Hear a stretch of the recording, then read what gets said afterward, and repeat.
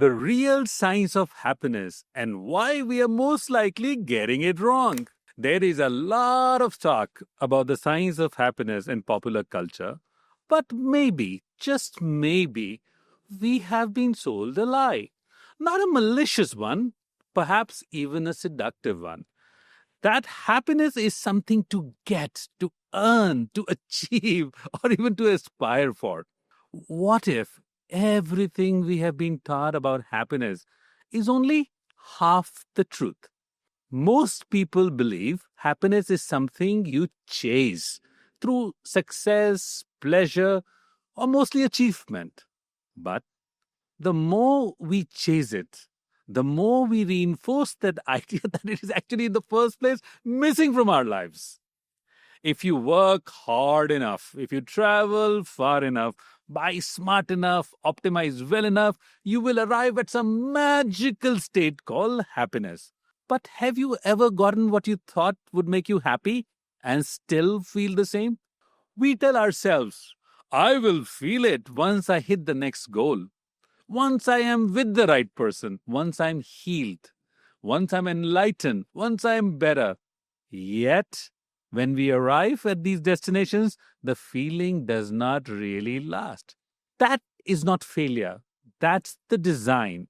This is the hedonistic treadmill, the brain's tendency to adapt quickly to pleasure. You get the race, the trip, the compliment, and the satisfaction fades away, and we chase again.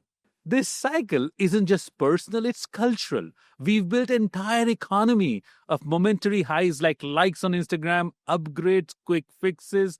But neuroscience tells us something deeper. Pleasure peaks and abstains, but presence sustains. Let me share a personal story with you. I remember giving a keynote in Amsterdam years ago. The audience was super engaged. The applause was very warm and standing. The feedback was glowing. Ironically, even the topic was tangentially related to happiness. But later that night, as I walked into the stillness of my hotel room, there was this strange emptiness. The dopamine had faded, the excitement had passed, and I was left in silence with myself. And that moment sparked a deeper inquiry. What is happiness really? Before we move on to this inquiry, let me spend a little time on what the science call hedonic treadmill I briefly mentioned. It is our tendency to quickly adapt to positive experiences. You spike with pleasure and return to baseline after the pleasure is over, like eating an ice cream or even after major life events or accidents. Most people return to their baseline level of happiness within a year. Pleasure always fades, but something deeper, when found, remains if we know how to look for it. Let's spend some time on this very exploration. There is another kind of happiness, less thrilling but more enduring.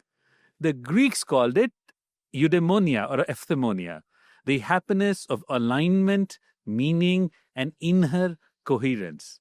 This is when your outer life reflects your inner values. You're not chasing anything, but living from a deeper inner truth. Simply said, happiness not through consumption, but through virtue, meaning, and alignment. This is the kind of happiness that does not depend on what's happening, but on how present you are to it. By the way, the Greeks were not alone or the first to discover this. Ancient wisdom traditions knew this long before psychology caught up. The sages of Vedas spoke about santosh or santosha, contentment, a state of fullness that arises within when the craving mind dissolves. Vedas also remind us that ananda, the bliss, is not in the object, it's in the self. It is not out there, it is in here. Even the Buddha called it the middle path. Not running toward desire, not escaping into denial, but meeting each moment with awake present. Sukha, he called it, a deep sense of well being, which is not the result of an external victory, but a centered inner alignment. Now, finally, the science is catching up. Neuroscience is also confirming what mystics already know.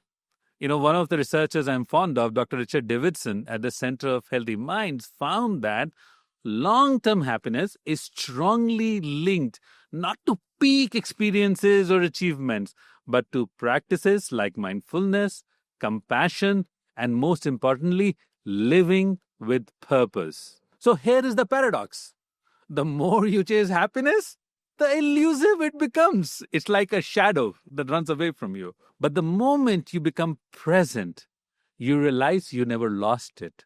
You just forgot it was within you. I remember another important moment from my life, this time not on a stage, but walking barefoot in northern India. It was a quiet morning, no schedule, just the sound of birds and bells, the earth beneath my feet, and the breath in my lungs. No applause, no validation, but everything inside deeply in my heart felt whole. And that's when, for the first time, I understood happiness isn't something I need to add to life. It is something that I need to awaken and remember deep within my heart. So, the real signs of happiness is not about escaping this world into El Dorado. It's about engaging with it more deeply, not chasing the perfect moment, but becoming the kind of presence that can meet any moment fully. So let me extend to you an invitation. What if your happiness isn't out there waiting to be earned? What if it's already within you, waiting to be noticed and nurtured? Can you trade stimulation for stillness, performance for presence in the here and now, speed for attention? Because the real signs of happiness doesn't start with the effort. It starts with remembrance. You don't need to chase anything. You just need to come back fully to experience the whole. But where do we go from here now? Let me share a few simple things that you can do to start today practicing the presence of this kind of happiness. Take time to savor small joys in life: a warm tea, crispness of the morning, softness of the sand, the smile of your kids, reminding yourself in these moments that life is good. Recognize what moments of collection look like in your life. Is it journaling, cooking, singing? Make more room for them in your life and express gratitude when you have the presence of that joy. And always remember that happiness is a journey, not a destination. To close this video, I will leave you with this thought. Consider to stop asking life to deliver happiness to you and start asking yourself to meet life from inside out and crafting this journey with flow and presence. Because joy is not waiting around the corner, it's quietly already here, in the here and now, if you know how to listen.